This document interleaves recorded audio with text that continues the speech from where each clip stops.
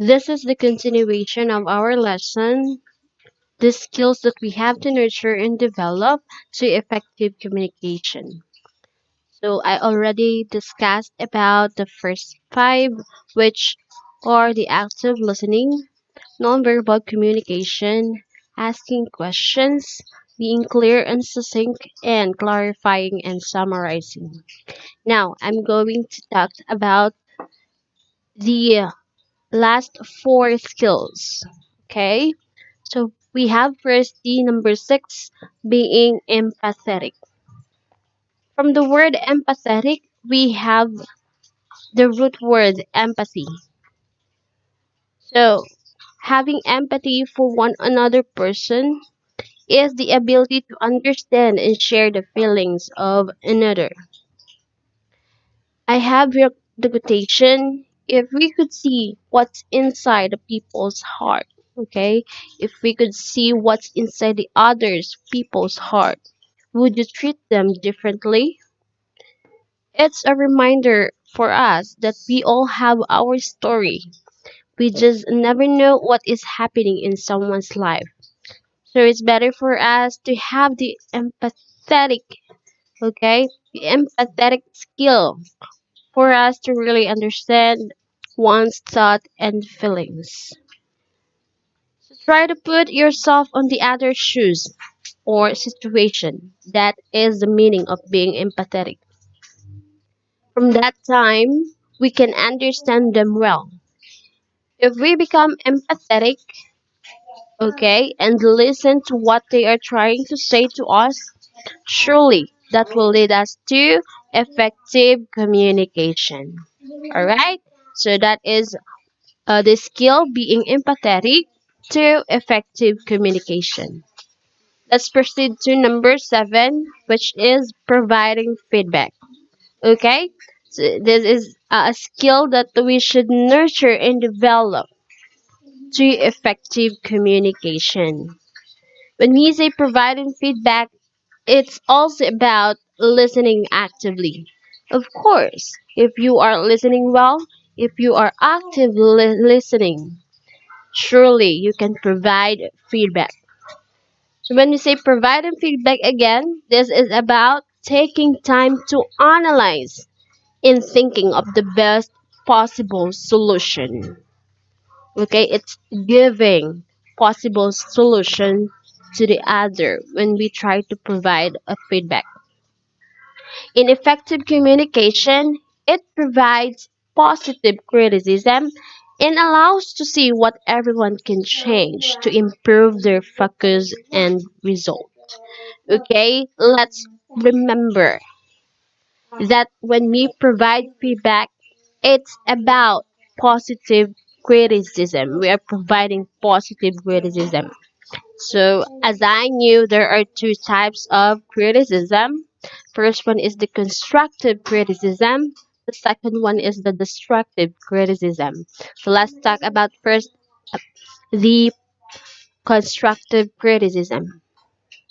In constructive criticism, okay, we are providing the negative comment, okay, or the negative criticism into a positive way. Okay, we are putting it into a positive way so that we can help other improve themselves. When we say destructive criticism, we are destructive in the word distraction. Okay, we are putting the negative comment into the negative way, putting it to extreme result.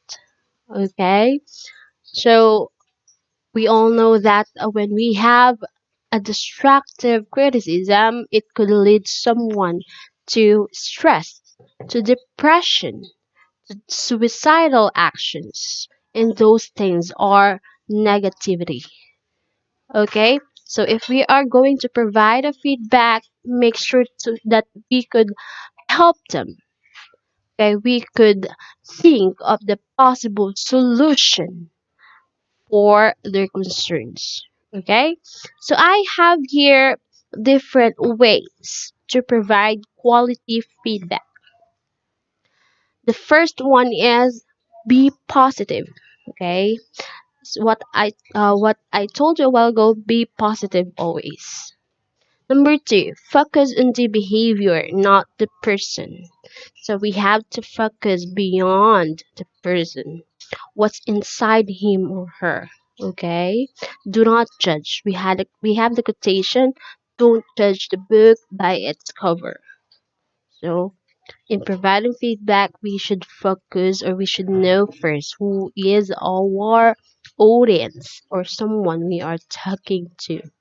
Number three, be a specific. So it's better for us to provide a direct feedback. Number four, be timely. Is what I'm telling you. Always know first the context. Okay? Again, when we say context, the circumstances, the event, okay, the situation itself. So we have to know if our feedback is appropriate, if it is from the past or from the present.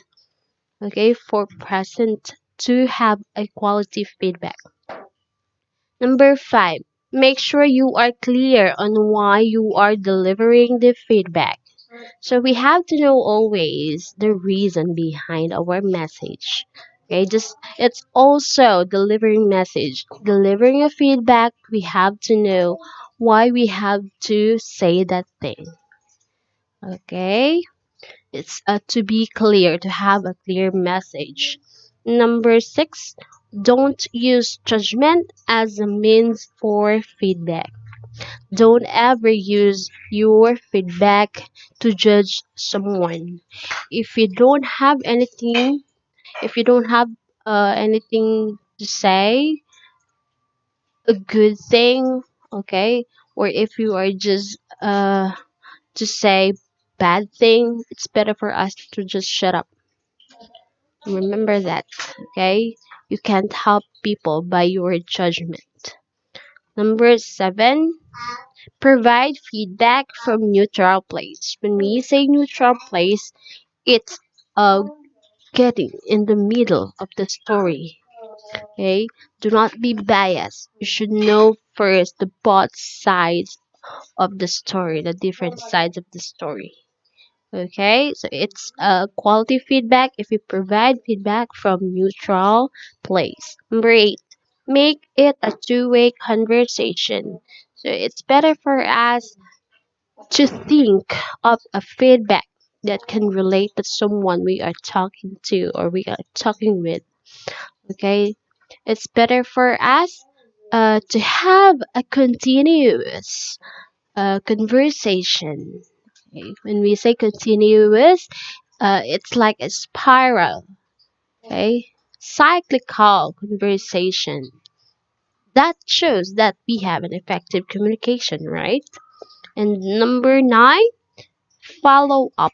When we say follow up, you have to look for the basis and then provide a feedback, and then after that, you look for the result.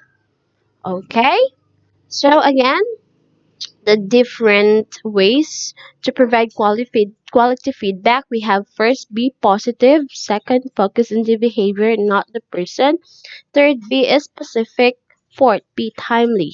Fifth, make sure you are clear on why you are delivering the feedback. Sixth, don't use judgment as a means for feedback. Seventh, provide feedback from neutral place. Eighth, make it a two-way conversation. And ninth, follow up. Okay?